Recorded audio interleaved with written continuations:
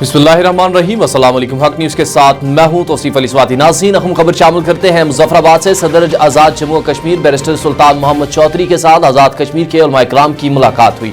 मुलाकात में आल जम्मू कश्मीर जमीयत उलमा इस्लाम की तरफ से 7 नकाती तजावीज़ पेश की गई।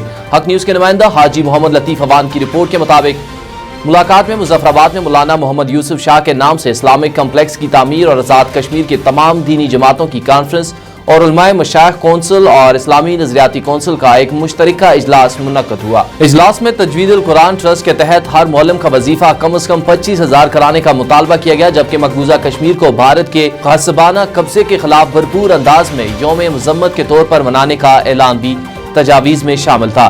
मुलाकात में उलमा ने सदर आज़ाद कश्मीर बैरिस्टर सुल्तान महमूद चौधरी से मुतालबा किया कि कश्मीर के साथ ताल्लुक़ रखने वाली बुजुर्ग शख्सियात हजरत मौलाना इलामा मोहम्मद अनवर शाह कश्मीरी रहमतुल्लाह के साथ नाम से मंसूब करने के ऐलान पर अमल दरामद के लिए वाइस चांसलर को हुक्म जारी फरमाए। आज़ाद कश्मीर कानून साज असम्बली में मंजूर शुदा करारदाद की रोशनी में वाइस कश्मीर हजरात मौलाना मोहम्मद यूसुफ शाह के मज़ार की तामीर की जाए।